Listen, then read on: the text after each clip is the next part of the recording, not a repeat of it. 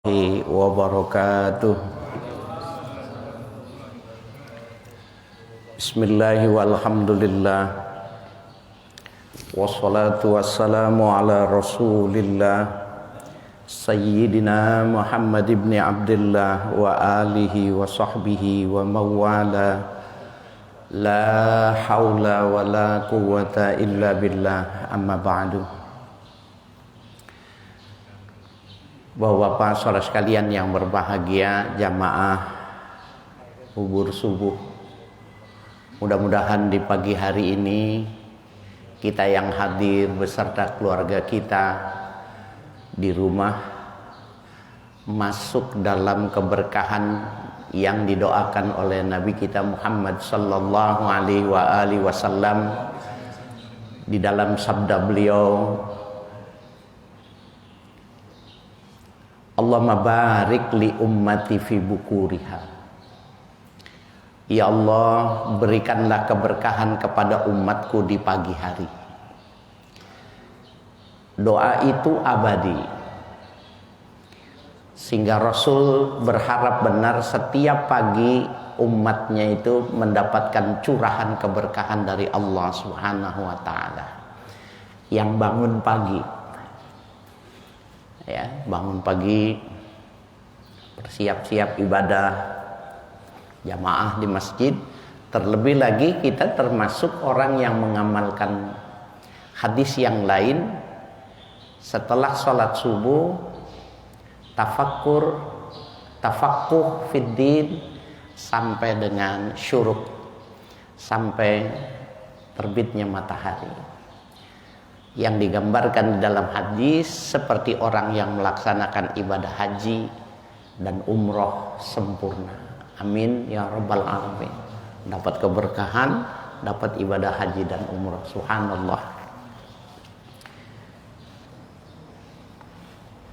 Bapak saudara sekalian yang berbahagia dan para pemirsa dimanapun Anda berada, pada kesempatan ini kita ingin membicarakan masalah kita, masalah yang sifatnya nasional. Ketika BPOM, ya, Badan Pengawas Obat dan Minuman, memberikan rekomendasi melegalisasi bahwa vaksinasi yang Sinovac yang diproduksi oleh Cina itu dianggap aman. Kemudian Majelis Ulama Indonesia yang terdiri dari para alim ulama, para saintis, para ilmuwan sudah ittifaq berpendapat bahwa vaksin Sinovac itu thayyib, tahir, dan halal. Nah, Bapak sekalian yang berbahagia, kaitannya dengan kajian kita ini, hubungannya, relevansinya dengan sunnatullah. Apakah, pertanyaannya, apakah dengan kita divaksinasi kemudian orang sudah terbebas dari infeksi virus COVID-19? Apakah dijamin bahwa ini sudah menjadi sebuah kemenangan manusia atas ketetapan Tuhan? Artinya di dalam perspektif Al-Quran itu, apakah bisa ikhtiar itu menggeser ketetapan Tuhan? Bagi orang Islam harus ada konsep tentang itu. Kalau dia bisa menunjukkan, memberikan dalil dan berargumentasi dengan Al-Quran, maka menjadi cocok, pas. Tunjukkan, buktikan bahwa hal itu memang ada. Yang kedua, apakah virus Corona 19 ini termasuk pada bagian makom yang mana di dalam sunnatullah? Karena sunnatullah itu terbagi dua. Sunnatullah itu artinya Allah menetapkan kausalitas alam. Jadi kalau anak-anak di sekolah diajarkannya, karena teorinya barat itu dibilang kausalitas alam.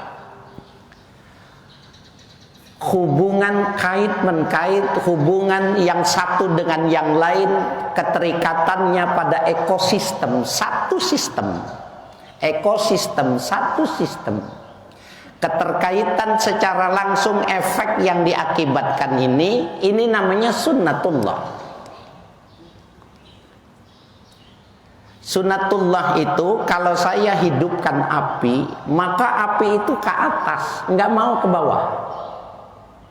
Dan dia membakar, nggak penting siapapun dia. Itu namanya sunnatullah. Jadi api seandainya saya tahan gitu, maka dia akan mencari tempat naik lagi ke atas lagi. Nggak bisa dirubah. Sunnatullahilladzi khalau min qablu walan tajida li sunnatillahi tabdila. Walan tajida li sunnatillahi tabdila. Di dalam ayat lain walan tajida li sunnatillahi tahwila. Kau tidak akan mendapati sunnatullah itu, ekosistem itu tabdil, tergantikan. Tahwil, tergeser. Bisa nggak nih vaksinasi ini menggeser gitu? Kajiannya itu. Walan tajida li sunnatillahi tabdila. Kau tidak sedikit pun akan melihat ketetapan Allah itu bisa berganti. Walan tajida li sunnatillahi tahwila. Kau tidak akan bisa melihat dia bergeser. Bapak-bapak, saudara sekalian, para pemirsa dimanapun Anda berada, kita tahu di dalam bahasa Arab, gramatikal bahasa Arab, terlebih pada bahasa Al-Quran, apabila digunakan kata lan untuk menyatakan tidak, itu harfun nafyin abadan ila yaumil qiyamah. Tidaknya itu sampai hari kiamat tidak, kalau digunakan kata lan. Jadi benar-benar gak bisa. Nah, Bapak Saudara sekalian, sehingga kita juga tidak menjadi orang yang jumud pemikiran kita itu memahaminya sebacap itu. Kita bisa lihat Bapak Saudara sekalian di dalam penafsiran surah yang kita baca itu oleh para mufassir, bahwa sunnatullah itu dibagi dua. Sunnatullahi fil khalaq. Yang pertama sunnatullah dalam perspektif penciptaan. Sunnatullah lil khalaq, ya. Penciptaan Allah itu, sunnatullah itu dalam perspektif, dalam pandangan penciptaan alam semesta. Yang kedua sunnatullah lil kaun, ketetapan Allah yang berkaitan dengan kondisi objektif keberadaan kita sekarang ini, di mana, bagaimana, dan mengapa. Nah, Bapak saudara sekalian yang berbahagia, ayat yang menjelaskan tentang walan tajida li sunnatillahi tabdila, walan tajida li sunnatillahi tahwila, ayat ini pada komposisi yang mana? Lil kaun atau lil khalaq? Sehingga tidak bisa lagi berubah sedemikian rupa itu. Nah, ulama-ulama mengatakan bahwa ayat yang menjelaskan walan tajida li sunnatillahi tabdila itu menunjukkan sunnatullahi lil khalaq. Sunnatullah, ekosistem yang sudah ditetapkan, yang bersifat penciptaan alam semesta.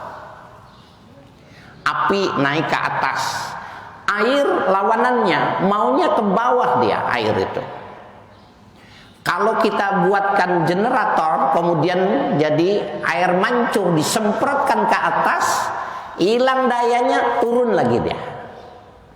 Nggak mau naik, dia tetap turun dan dia akan cari dataran yang terlendah. Itu kita bisa lihat dari mulai gunung, air itu terus mengalir dan dia tahu muaranya itu di laut. Alamiah itu udah sistemnya begitu. Nah, Bapak Saudara sekalian yang berbahagia, ketika gunung batuk, gunung kemarin batuk, Semeru batuk, beberapa batuk, ini ketetapan Tuhan. Nggak bisa tuh disuntik gunung itu diginikan ya. Kalau dia mau muntah, muntah aja. Seperti halnya ketika kita mau muntah, mau dikasih obat apa aja, keluar. Begitu juga pada ya hukum alam tsunami.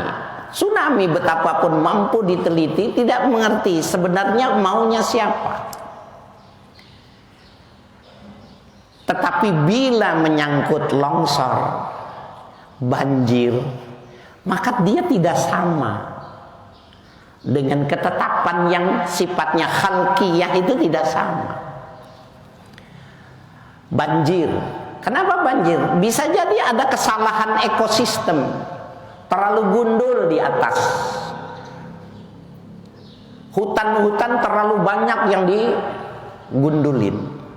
Akhirnya resapannya tidak ada lagi karena tanahnya, akarnya tidak menyerap lagi, maka air lebih cepat mencari dataran rendah. Akibatnya banjir. Bayangkan Kalimantan Selatan, ya, kabupaten, ya, di situ beberapa kabupaten dia tidak pernah mengalami banjir yang semacam itu. Nah, kita bisa lihat apa sebabnya. Bisa jadi penebangan hutan yang berlebihan. Kalimantan Selatan dan beberapa bagian dari Sumatera itu adalah eksploitasi, eksplorasi, tetapi sampai kepada eksploitasi penggalian batu bara. Ya, itu luar biasa. Nah, Al-Quran mengatakan zaharal fasadu fil barri wal bahri bima kasabat aydin nas. Kerusakan yang terjadi di darat maupun di laut, ya, bi aydin nas, tangan manusia, berarti intervensi manusia, eksploitasi manusia itu, ekosistem yang bersifat kauniyah bisa rusak, bisa rusak. Jadi kalau daerah-daerah tinggi banjir itu masalah. Kampung sawah banjir itu bukan musibah, Pak. Kampung sawah banjir itu bukan musibah. Kampung yang depannya ada rawa, rawa Simpuruk, rawa semua banjir bukan masalah. Kata air ribuan tahun emang tempat gua. Semua rawa di Jakarta ini, kampung rawa, rawa ini, rawa itu banyak sekali. Coba lihat rawa. Kebanjiran bukan musibah. Bukan. Kenapa? Emang itu tempat air. Rumah bukan di situ tempatnya. Allah sudah membuat tatanan ekosistem yang bagus, yang atas untuk percocok tanaman, menengah itu perkebunan dan perumahan, bawah pertanian, simpanan air. Bukan banjir itu melulu sama hukumnya, tidak. Nah, ini Bapak Saudara sekalian, kejelihan kita melihat masalah satu persatu ini yang menyebabkan pentingnya kita untuk menggali. Maka nanti dari situ, dari tesa ini kita buatkan antitesa di dalam Al-Quran. Konklusinya bagaimana? Bapak Saudara sekalian yang berbahagia, adapun sunnatullah yang sifatnya kauniyah, alam semesta ini adalah ayatullah, ayat kauniyah, ayat-ayat tanda-tanda keberadaan Allah, dan ayat-ayat tentang kauniyah ini dia bisa berubah. Itulah yang disebut dengan makom ikhtiar. Di dalam salah satu ayat suci Al-Quran, ya Bapak sekalian, para santri mungkin bisa menunjukkan ayat itu, ya, innallaha la yughayyiru ma biqaumin hatta yughayyiru ma bi anfusihim. Sesungguhnya Allah tidak akan merubah suatu kaum sampai kaum itu yang mau melakukan perubahan. Ada di dalam hadis, di dalam ayat yang lain begitu sangat jelas, ya, dijelaskan itu, zalika bi annallaha lam yakum mughayyiran ni'matan an'amaha ala qaumin hatta yughayyiru ma bi anfusihim. Yang demikian itu ekosistem yang sifatnya kauniyah itu, ya, lam yakum mughayyiran. Sesungguhnya, ya, kau tidak akan melihat ada satu siapapun yang mampu merubah nikmatan an'amaha ala qaumin, satu nikmat yang Allah sudah berikan kepada satu kaum, satu bangsa. Kalau sekarang satu dunia yang menimpa dunia itu, hatta yughayyiru ma bi anfusihim, sehingga mereka yang melakukan sebuah ikhtiar perubahan. Sakit berobat. Nah, Bapak sekalian yang berbahagia, ini menarik. Berobat itu sendiri di dalam perspektif Islam itu hukumnya wajib apa enggak berobat itu? Ya, ini menarik juga untuk dikaji. Berobat itu wajib enggak hukumnya? Ya, kita lihat dalam sebuah hadis yang sahih, Nabi kita Muhammad sallallahu alaihi wasallam pernah kedatangan seorang wanita, gadis, yang oleh Abdullah bin Abbas ini oleh Nabi disuruh sampaikan bagi orang yang tidak hadir. Wanita ini menghadap Nabi bilangnya begini, ya Rasulullah, inni usra'u wa inni atakasyaf. Wahai Rasul, aku terkena penyakit epilepsi. Bapak tahu penyakit epilepsi? Apa orang kita bilangnya penyakit apa? Ayan. Itu kalau dia lagi blooding, kalau dia lagi kena penyakit itu, kalau dia cakar itu pipinya, dia cakar tubuhnya itu dengan kukunya sampai sobek, berdarah-darah, dia nggak tahu. Karena oksigen tidak masuk ke otaknya. Dan otaknya tidak lagi bisa berfungsi sehingga menjadi sebuah motorik yang memberikan kemampuan bisa dikuasai oleh akal. Dia seperti ayam yang dipotong kemudian dilepas. Kasihan, Pak. Bisa jadi di luar Islam mengatakan bahwa itu adalah kutukan dewa. Ya, kutukan dewa. Kasihan orang kena penyakit ini. Walaupun sekarang perkembangan teknologi ini bisa dibantu nih, sehingga dia ritmenya secara teratur dia berobat ini bisa terkurangi, mudah-mudahan bisa sembuh. Zaman itu tidak bisa. Cantik, kaya raya, punya epilepsi itu berarti perawan tua. Nggak akan ada yang mau melamar. Tidak akan pernah ada yang perawan mau dilamar karena epilepsi. Nah, dia bilang, ini usra'u, ini aku terkena penyakit epilepsi ya Rasulullah. Wa inni atakasyaf, dan aku kalau sedang blooding, sedang sakit itu auratku terbuka, aku nggak bisa memelihara ya Rasulullah. Fad'ullah li, tolong doakan kepada Allah untuk kesembuhanku. Coba buka semua hadis. Rasul bila dimintai doa, diangkat tangan, didoain. Secara ikhtiari kan memang gak sulit, angkat tangan kemudian berdoa. Tapi tidak pada wanita ini. Ada opsi, ada pilihan. Ini juga kita nanti Bapak saya sekalian perang tanding pendapat. Yang satu mau vaksinasi karena sudah dinyatakan halal, yang satu tidak mau vaksinasi. Ya produk siapa dia? Resikonya apa? Kalau mau dibilang ini bisa dihukum pada kajian secara kriminologi, apakah memenuhi kriteria orang yang tidak mau berobat untuk dijadikan kriminal? Menarik. Apa yang dilakukan oleh Rasul ketika wanita gadis yang bakalan tidak ada yang mau melamarnya, gadis ini tersiksa bahkan auratnya terbuka, biasanya Rasul langsung mengangkatkan tangan. Tidak bagi wanita ini. Kemudian Nabi memberikan opsi begini, in syi'ti ya sabarti walakil jannah. Kalau mau kau sabar aja, nggak usah berdoa, apalagi berobat. Diemin aja itu, bawa sampai ke kuburanmu. Walakil jannah, dan kau layak masuk surga. Karena penduduk surga itu pasti orang yang sabar. Jadi salah satu unsur tiket masuk surga itu sabar.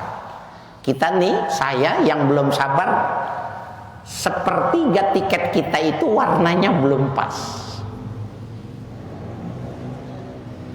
Opsi yang kedua, wa in syi'ti fad'ullaha ayyuafiyaki. Kalau kau mau, aku doakan sekarang juga untuk kesembuhanmu. Yang satu nggak usah berobat, yang satu kalau mau berobat sekarang juga saya doakan sembuh.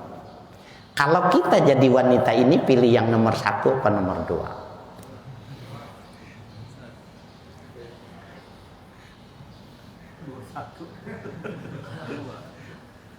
Dah Bapak sekalian yang berbahagia, menarik Pak. Bapak ditawarin ini ya sembuh, ya yang satu diemin, ya kemudian Bapak milih nomor 1, pulang ke rumah dibego-begoin sama istri Bapak, bego lupa, dibego-begoin Pak. Kita pulang ke rumah sama istri kita, kenapa? Sehat dulu Pak. Kalau sehat bisa kerja, dapat duit. Kita mau bikin masjid 1000 masjid kita bisa bangun. Mau setiap hari kita sholat di Mekah, kita bisa beli itu pesawatnya. Kan manusia ngomongnya begitu kan.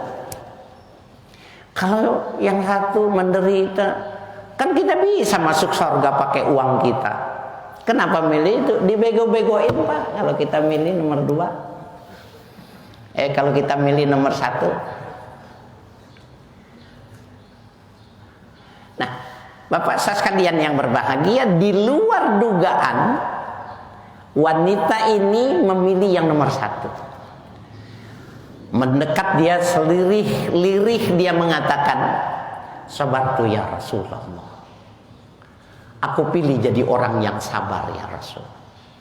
Biarkan epilepsi itu ada, biarkan Tuhan punya kehendak ada di dalam tubuhku. Walaupun resikonya dia pasti menjadi perawan yang tidak pernah ada yang melamar. Pasti dia merasakan sakit setiap kali datang hambatan pada oksigen di otak. Yang hebatnya, yang menarik Bapak saya sekalian, bukan cuma sekedar pilihan itu. Pertanyaan, apakah Nabi nggak tahu sakitnya itu? Tahu. Pertanyaannya, apakah Rasul kenapa mesti memberikan pilihan? Jangan-jangan nanti dia tidak berpikir panjang. Tidak. Kalimat sabartu ya Rasulullah, pilihan itu dengan keimanan. Yang menariknya Bapak saya sekalian, wanita itu sambil menunduk dengan sularilih, dia bilang begini, walakin fad'ullaha alla atakasyaf. Akan tetapi ya Rasul, tolong doakan kepada Allah agar kalau aku sedang sakit lagi blooding, auratku tidak terbuka. Auratnya lebih mahal, auratnya yang terpikirkan ketimbang kesehatan. Bapak saudara sekalian, Nabi angkat tangan mendoakan bukan untuk sembuh, tetapi auratnya supaya tidak terbuka kalau lagi blooding. Apa yang terjadi? Allah firmankan, Allah sampaikan malaikat Jibril, ya Jibril turun, bisikan kepada Muhammad, kasih tahu wanita itu tadi, aku udah perintahkan kepada angin, kalau wanita ini sedang blooding, pegang ujung bajunya sehingga tidak bisa terbuka. Bukan nabi dia, bukannya sahabat Rasul yang intelektualnya tinggi, seorang wanita biasa yang punya obsesi, punya keinginan hidup, tetapi dia berpikir tentang agamanya. Angin tugasnya jagain bajunya. La ilaha illallah Muhammadur Rasulullah. Syekh Abdul Qadir Qaddum mengatakan, wa bihadzal hadis yadullu anna tadawwa laisa biwajibin. Ini konklusinya ini. Ya, Syekh Abdul Qadir Qaddum dan beberapa ulama mengatakan wa bihadzal hadis yadullu anna tadawwa laisa biwajibin. Dengan hadis ini maka ulama mengatakan tidak wajib berobat itu. Mau sembuh, berobat. Nggak mau sembuh, terima aja, boleh. Jadi dalam perspektif hukum Islam kita nggak bisa dipidana kalau ada yang nggak mau vaksinasi. Nggak bisa. Siapa bilang likul lida'in dawa? Itu khobariyah. Setiap ada penyakit Allah turunkan obatnya, itu khobariyah. Yang mau berobat silakan, tapi tidak mau berobat no problem, dan tidak merusak akidah. Nah, Bapak saudara sekalian yang berbahagia, kembali kepada kajian kita ini. Besok ini ketika kita dapat panggilan di SMS bahwa kita harus mengikuti vaksinasi, tinggal pilih dengan kajian kita ini. Apakah COVID-19 itu termasuk sunnatullah yang khalqiyah atau yang kauniyah? Kalau yang sifatnya khalqiyah, dia nggak akan bisa, tidak akan sembuh dengan disuntik. Dengan divaksinasi tidak akan sembuh. Tapi kalau kriterianya COVID-19 itu termasuk ayatul kauniyah, maka besok disembuh, ketika disuntik insya Allah sembuh. Maka dia termasuk kriteria yang mana? Nah, Bapak saudara sekalian yang berbahagia, jadi tidak mungkin akan sembuh kalau dia termasuk pengertiannya yang khalqiyah, itu tidak akan sembuh. Dia mesti berjalan pada sebuah fase yang nggak bisa ditawar. Ada hadis sahih riwayat Imam Ahmad dengan beberapa ashabus sunan. Di zaman Nabi itu kondisinya pernah seperti ini, tetapi bukan COVID-19.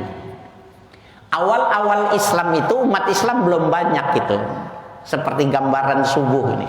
Tidak representasi sejumlah masyarakat kita yang ada. Kalau keluar pengikut Muhammad jualan itu ditendang-tendang, diinjek, diambil, nggak dibayar. Ngelawan tusuk. Mana mungkin bisa melawan 1 lawan 20, 1 lawan 100. Diem. Lama-lama modal habis, makan susah. Sama kan sekarang, ekonomi susah, pengurangan tenaga kerja, apa saja itu orang, sehingga yang bunuh diri, tingkat kriminalitas itu perlu dikaji nanti setelah evaluasi selesai ini tadi. Resiko gila Pak di luar itu. Kita bersyukur yang masih duduk-duduk di masjid ini. Nah, Bapak sekalian, Jadi resikonya melawan dibunuh, keluar di COVID, tidak melawan habis ekonominya. Sekarang selalu sulit kehidupan ini. Kan sama itu dua sisi. Berapa lama dia? 13 tahun. Hidup dalam kesengsaraan seperti itu 13 tahun. Kita baru 9 bulan. 9 bulan mau masuk 10 bulan, belum 1 tahun. Apakah sudah pantas kita ngeluh? Ada salah seorang di antara mereka bilang gini, "Ya Rasulullah, ala tansiru lana, ala tud'ullaha lana." Wahai Rasul, kenapa tidak kau berikan pertolongan kepada kami? Ala tad'ullaha lana, kenapa kau tidak berdoa kepada Allah untuk kepentingan kami?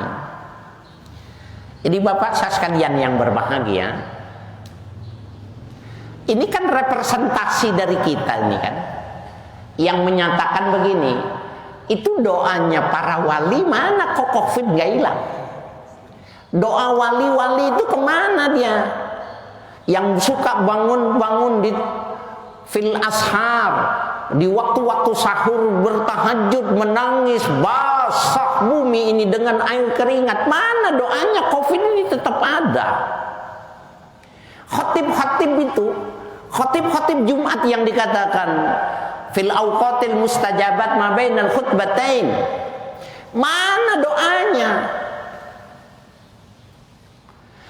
Ini di zaman itu Bapak sekalian ada orang yang sudah mampu merefleksikan kesusahannya dalam sebuah pertanyaan yang sulit disampaikan kepada Rasul. Kalau menolong bisa jadi Rasul nggak bisa nolong, duitnya bisa jadi nggak cukup. Kalau ngedoain kan cuma ngangkat tangan, ngangkat tangan doang masa kagak bisa Rasul? Bapak sekalian yang berbahagia, orang ini menggebu-gebu seperti halnya kita mendengar ini, maka Rasulullah menjawabnya ini sebagai sebuah sunnatullah fil khalaq. Rasulullah bilang begini, kana rajulun man kana qablakum, dulu ada orang yang sebelum kalian, berarti pengikut Nabi Isakah, pengikut Nabi Musakah, yang jelas ini pengikut nabi-nabi terdahulu.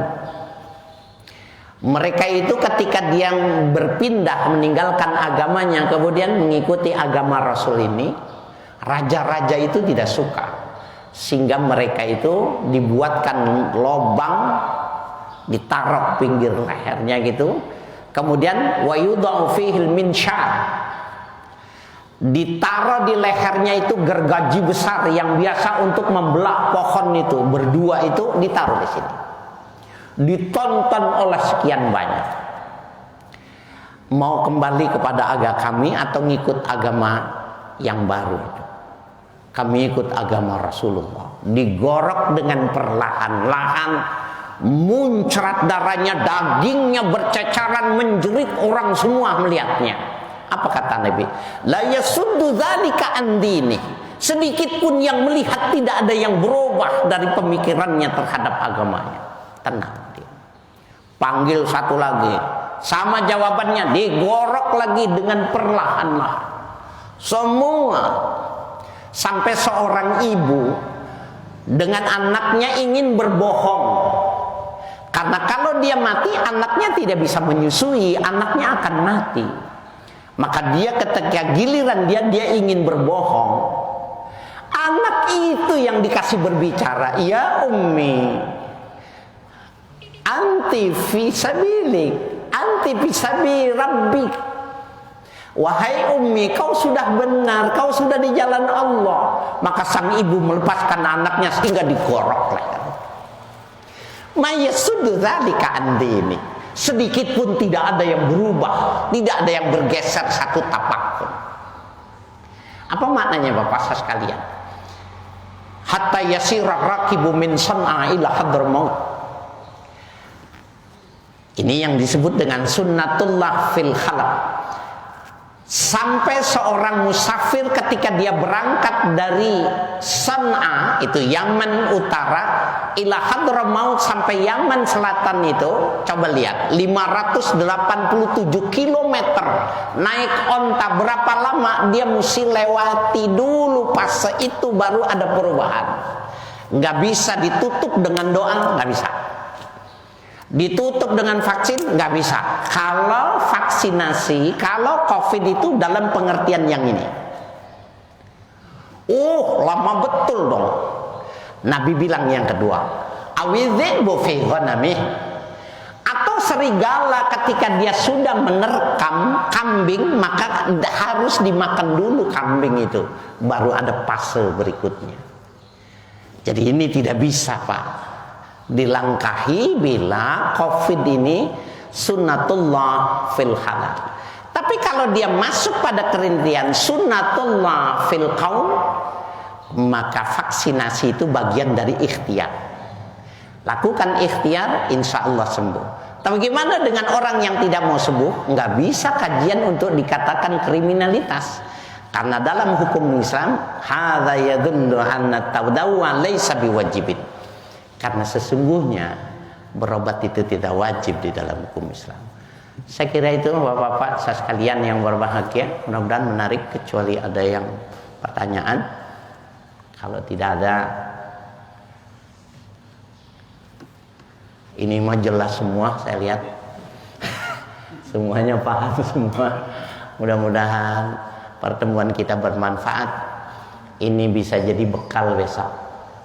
Ayatnya sudah saya sampaikan, ya, ayat yang kauniyah, yang khalqiyah, hadis-hadis yang sahih yang mendukung dari periwayatan yang hebat. Mudah-mudahan kita bisa menjawab, ya, ketika ada orang bertanya tentang vaksinasi besok. Pilihlah yang terbaik. Pilih, orang Islam itu selalu melakukan yang terbaik. Dan orang Islam apabila dia ragu, dia akan istikharah. Dia tidak mendahulukan otaknya, tapi dia bertanya kepada Allah, bagusan mana ya Allah, berobat dengan tidak berobat. Ya, mudah-mudahan ada manfaatnya. Billahi taufiq wal hidayah. Wassalamualaikum warahmatullahi wabarakatuh.